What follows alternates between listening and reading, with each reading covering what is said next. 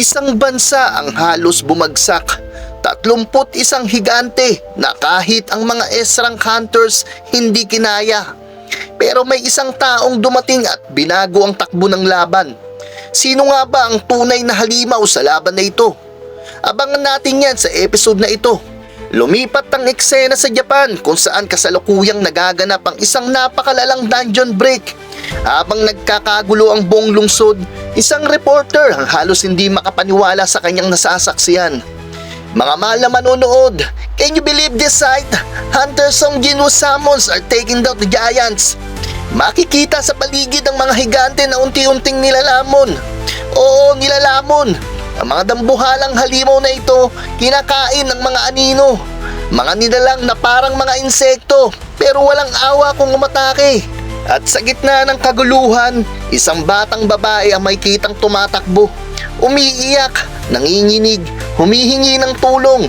Habang sa likuran niya, isang higante ang papalapit. Isang maling hakbang lang katapusan na niya.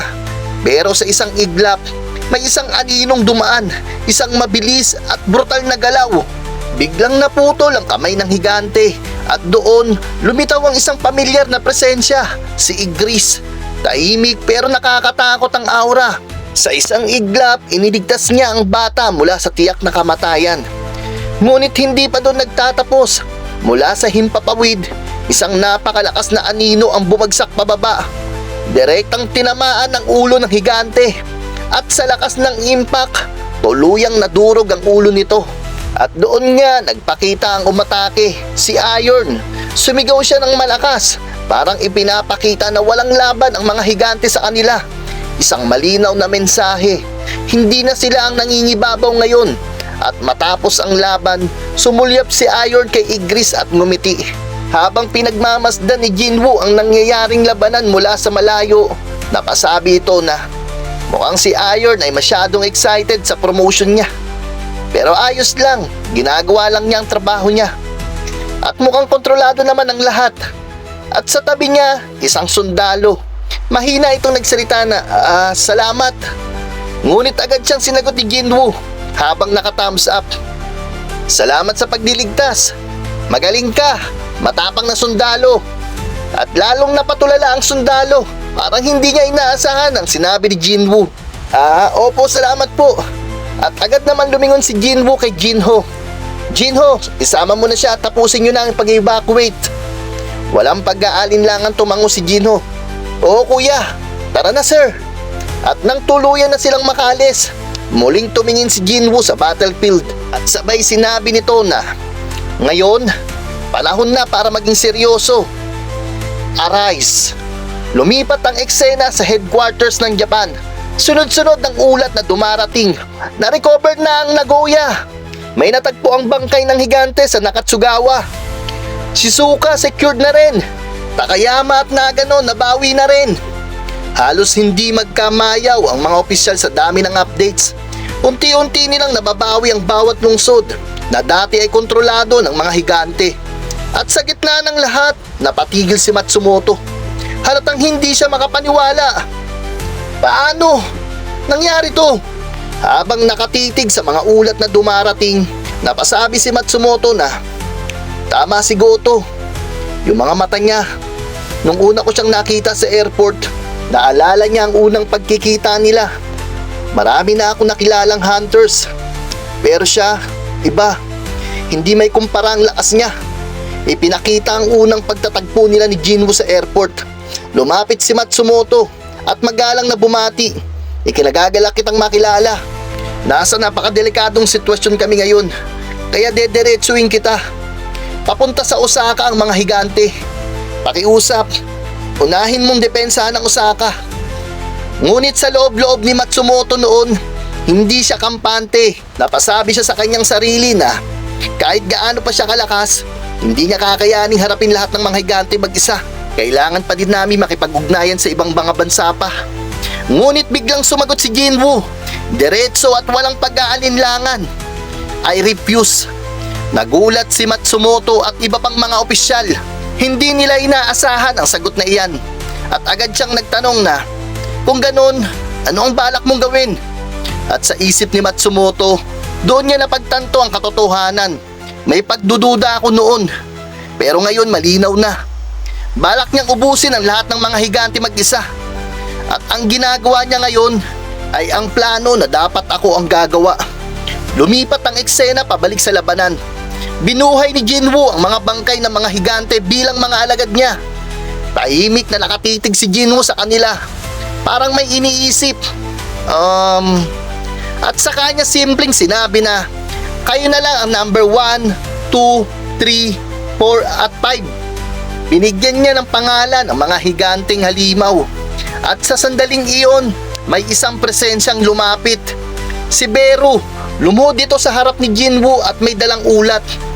My king, may isa na naman higante ang tinalo ko. At sabay sinabi ni Jinwoo na, okay, siya naman si number 6. Agad na lumingon si Jinwoo kay Jinho. Gagamit ako ng shadow exchange para maagalaw ako sa iba't ibang lugar at magawa pa ng mas maraming sundalo. Mag-ingat kayo dito, babalik din ako agad.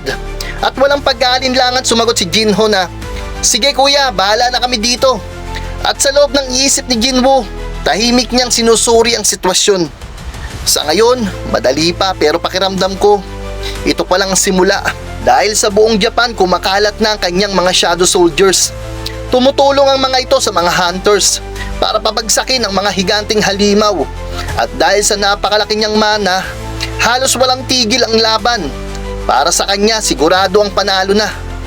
Walang kahit anong pag-asa ang mga higante. Uluyang napagod na ang mga higante habang ang mga shadow soldiers kahit masira, bumabangon muli. Parang walang katapusan. Ngunit may isang problema. Hindi lang iisang dungeon break ang nagaganap. Dahil sa isang S-rank dungeon break na ito, sunod-sunod ang pagbukas na iba pang mga gate sa buong Japan. At hindi lang mga higante ang kalaban, maging ang mga mas mababang uring mga halimaw, sinakop na rin ang iba't ibang lungsod.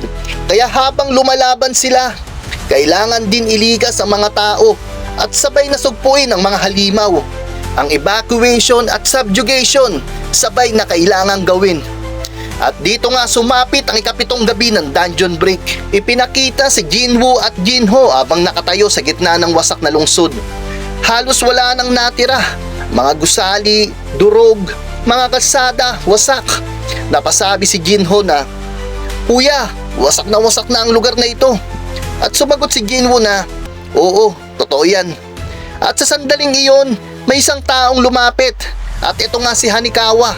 At napasabi ito na, dumating ka Hunter Song Jinwoo. At tumango si Jinwoo. At sinabi nito na, Hanikawa, wala na bang ibang hunters ang nandito? At sumagot si Hanikawa na, oo, ako na lang ang natitirang hunter dito sa Tokyo. Sa ngayon, wala pa kaming eksaktong bilang ng mga namatay dito sa Tokyo. Marami sa mga higante kumalat na sa iba't ibang bahagi ng Japan. Sa kabuuan, 16 na S-rank hunters ang naipadala dito. Kabilang ka na doon, Hunter Song Jinwoo. 6 mula sa Japan, 2 mula sa China, at 3 mula sa Canada. 2 rin mula sa India, at tig-isa mula sa Russia at UK. 6 na grupo ayon sa kanilang guilds. Ngunit hindi lahat ay nakaligtas. Sa mga nasawi, nandyan si Yuri Orlov mula sa Russia, si Hanzawa Kuki ng Black Hole Guild, at si Lucas Hoyle mula sa Canada. Ang problema, hindi nag-iisa ang mga higante. Kumikilos sila ng grupo at dahil doon, mas mahirap pa silang harapin kaysa sa mga boss ng A-rank gates. At sa isip ni Jinwoo, napasabi siya na 3 S-rank hunters ang namatay. Ibig sabihin, siguradong mas marami pang A-rank ang nasawi. At ayon sa ulat, 31 higante ang lumitaw. At may isa pa na nasabing tumawid na papuntang China. At sinabi ni Hanikawa na, kulang na kulang ang puwersa namin para ipagtanggol ang buong Japan. Pero karamihan sa mga higante, napabagsak na dahil sa iyo. Ang mga natitira pa, pinagtutulungan na ng Shadow Army mo at ng iba pang mga hunters. Saglit na tumahimik si Jinwoo at sa kanya sinabi na, kung ganun, isa na lang ang natitira. At doon nga ipinakita ang isang higante na nakatayo sa harap ng gate. Tahimik pero ramdam ang bigat ng presensya nito. Sa isip ni Jinwoo, may kakaibang pakiramdam. Parang pamilyar ah. Parang nakita ko na to dati. Tinitigan niya ang paligid. Wasak na lungsod, tahimik, parang patay ang lahat. Kahit hindi ito nasusunog, ang itsura ng lugar na ito parang Demon Castle. At kung ang wasak na lungsod na yon ay isang babala ng system, kung ganun, ano ang gustong ipahiwatig ng architect? Saglit siyang napaisip. Patay na ang architect. At mula noon, wala na akong narinig mula sa kanya. Ibig sabihin, yun na ang tunay niyang anyo. At kung ang Demon Castle ay isang sulyap sa hinaharap, kung ganun, kailangan ko lang itong pigilan. Kaya ako nagpalakas. Kaya ako umabot hanggang dito. Dahil sawa na ako maging mahina. At basta na lang tinataboy. At biglang sinabi ni Jinwoo na dumating na ang lahat dito. Simulan na natin. At biglang nagsalita si Hanikawa na, sandali! Hindi pa dumadating ang iba pang hunters. Ngunit kalmado lang si Jinwoo at sinabi nito na, hindi, andito na silang lahat. Lumipat ang eksena. Ipinakita ang ibang S-rank hunters ng Japan. Pagod, hingal, halos maubos ang lakas matapos ang matinding laban. Isa sa kanila ang naiinis. Visit! Ang hirap ng laban na to. At sumagot ang isa na, oo, mahirap, pero natapos naman natin. Ngunit hindi kumbinsido ang isa.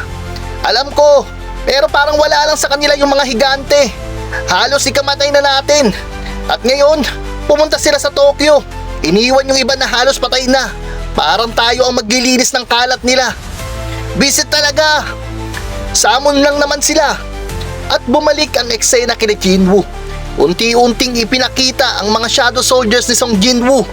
Isa-isang naglilitawan. At sa likod ni Jinwoo, ang mga high-rank shadows, nakaluhod, nakayuko, parang mga sundalong naghihintay ng utos. Nagulat si Hanikawa. Hindi siya makapaniwala sa dami. Napakaraming anino ang nakapalibot sa kanila. At biglang may isang presensyang bumaba mula sa himpapawid. Si Beru. Mabilis siyang lumapag at agad na lumuhod sa tabi ni Jinwoo. At napasabi si Jinwoo na, oh, kompleto na pala kayo. Good work sa inyong lahat. At sumagot si Beru, salamat my king. Agad namang nagsalita si Jinwoo, Jinho, lumayo kayo ni Hanikawa. Opo kuya. Agad silang umatras patungo sa mas ligtas na distansya. At muling nagsalita si Jinwoo, ngayon, lumabas na kayo. Sa isang iglap, mas marami pang anino ang lumitaw. Itinaas niya ang kanyang kamay. Mga sundalo ko, sugod! Sa isang iglap, sumugod ang libo-libong shadow soldiers. Diretso sa nag-iisang higante na nagbabantay sa gate. Ngunit biglang nagbago ang lahat. Kumislap ang mga mata ng higante. At sa isang iglap, nawala ito sa pwesto. Isang napakabilis na dash at ang lahat ng shadow soldiers sa harap nito nabura. Parang wala lang. At sa isip ni Jinwoo, hindi niya napigilang mamangha. Grabe, isang galaw lang, mahigit 100 ang nabura. Napakalaki ng katawan nito. At ang mana na nilalabas niya ay sapat. Parang gusto ko na lang tumakbo sa sobrang lakas. Anong klaseng nilalang to? At kapag may ganitong takot, may dalawang paraan para takasan ng takot. Tumakbo ka at kalimutan ito, o tapusin mo ito ng tuluyan. At sa isang iglap, sumugod ang mga shadow soldiers ni Jinwoo. Ngunit isang simpleng wasiwas lang ng higanting halimaw, parang papel na nabura ang mga anino. Pero hindi sila tumigil. Mula sa ibaba, ang mga shadow ants sabay-sabay na umatake. Kinagat ang mga paa ng higante. At mabilis namang sinipa ng higante ang mga langgam habang si Beru ay nagalit. Handang sumugod anumang oras. Ngunit inangat lang ni Jinwoo ang kanyang kamay at sinabi na, hindi pa ngayon. Agad naman na kumalma si Beru kasama si Igris. Tahimik na nakatayo sa likuran ng kanilang hari. Naghihintay ng utos. At sa isip ni Jinwoo, kalmado niyang sinusuri ang kalaban. Pasok sa inaasahan ko. May sapat pa akong mana. Kailangan ko lang idiin pa ang atake para makita ang kahinaan nito. Patuloy ang pag-atake ng mga anino. Sabay-sabay na sumugod kasama ang ilan sa mga high-rank shadows maliban kina Igris at Beru. At sinabi ni Jinwoo na at mukhang ang mana niya ang ginagamit niya bilang baluti. Kaya hindi na siya dumedepensa sa sarili niya. Sobrang kumpiyansa. Pero may isang atake siyang hinarang at doon napasabi si Jinwoo na, "Kaisel, tara na!" At sa isang iglap, lumipad si Kaisel at umatake naman si Beru diretso sa mukha ng higante. Pasabay nito, umatake si Igris mula sa distansya. Ngunit nasalaglang ng higante ang kanyang atake. Pero sa mismong sandaling iyon, umatake si Jinwoo sa kabilang mata. Diretso niyang tinamaan ang mata ng higante. Umalingaw-ngaw ang sigaw ng halimaw. At doon, napasabi si Jinwoo na, "Tama ang hinala ko." At kasunod nito, sumugod si Beru. Walang awa, diretsong tinarget ang kabilang bahagi ng muka. At kasabay nito, ginamit ni Jinwoo ang kanyang kapangyarihang ruler's authority. Biglang napigilan ang galaw ng higante. Parang may humawak dito mula sa hangin. At sa sandaling iyon, sunod-sunod na atake ang bumagsak sa mukha nito. Walang tigil, walang awa, kitang-kita kung paano dominahin ni Jinwoo ang laban. At mula sa malayo, hindi makapaniwala si Hanikawa. Hindi na to laban ng hunter at halimaw. Para na itong laban ng dalawang halimaw. At patuloy ang pag-atake. Sabay-sabay si Jinwoo, si Beru at si Igris. Walang tigil at ginamit ni Jinwoo ang kanyang skills na mutilate. Napakadaming hiwa ang ginawa nito sa mata ng higanting halimaw. At sabay sumigaw siya na, "Beru!" At agad sumagot ito na, "Opo, my king." Sa isang iglap, diretsong sumugod si Beru at pumasok sa loob ng mata ng higanting halimaw. Kasabay nito, walang tigil na umatake si Jinwoo. "Mutilate! Mutilate!" At sunod-sunod na ginamit ni Jinwoo ang skill na mutilate. Habang sa loob nagwawala si Beru, pinupunit, dinudurog ang laman ng halimaw mula sa loob. Hanggang sa sinabi ng system na, "You have defeated the enemy." At sa wakas, bumagsak ang higante. Sunod-sunod na notification ang lumitaw. Level up, level up, 4 na level up ang itinaas si Jinwoo. Ngunit sa isip niya may isang bagay na hindi tama. "You have defeated the enemy?" Yun lang. Biglang may sumigaw sa tabi niya, "Kuya!" At eto nga si Jinho. Punong-puno ng paghanga ang muka. "Expected ko na yan sa'yo, kuya. Tinumba mo yung boss ng mga higante." Ngunit sa isip ni Jinwoo, napasabi siya na, "Walang lumabas na you have killed the owner of the dungeon." Ibig sabihin, hindi pa tapos ang raid. Wala ring itim na usok na lumabas. Walang shadow extraction. At bigla niyang pinigilan si Jinho. "Sandali!" At sa mismong sandaling iyon, may gumalaw mula sa bandang bunganga ng higante. At ipinakita nga si Beru lumalabas mula dito. "My king, ako ito." At napasabi si Jinwoo na, "Oh, ikaw lang pala." Ngunit sa loob-loob niya, napakalakas ng magical energy. Sapat para matakpan kahit presensya ni Beru, kahit patay na itong halimaw. At biglang napakalakas na kidlat ang lumabas sa mismong gate. Napalingon si Jinwoo. Anong klaseng enerhiya ito? Isang napakalakas na alon ng magic ang sumabog mula sa gate. Agad siyang kinabahan at nag-alala kay Jinho. Ligtas ba si Jinho? At paglingon nga niya, nakita niya dun si Igris. Nakatayo sa harapan ni Jinho. Pinoprotektahan ito. Napabuntong hininga na lang si Jinwoo. Buti na lang. Ngunit hindi pa tapos ang gate. Sumisip-sip ito ng enerhiya. At sa lakas nito, nagkaroon ng hiwa sa pisngi si Jinwoo. Hindi pa ito nangyayari dati. Mas lalo siyang naging seryoso. "Maghintay ka dito, Jinho. Sisilipin ko kung anong meron sa loob ng gate." At sumagot si Jinho, halatang nag-aalala. "Mag-ingat ka, kuya." At sa harap ng isang misteryosong gate na puno ng hindi pa nararanasang kapangyarihan, pupunta si Song Jinwoo sa isang bagong panganib. Dahil ang tunay na kalaban ay hindi pa niya nakikita.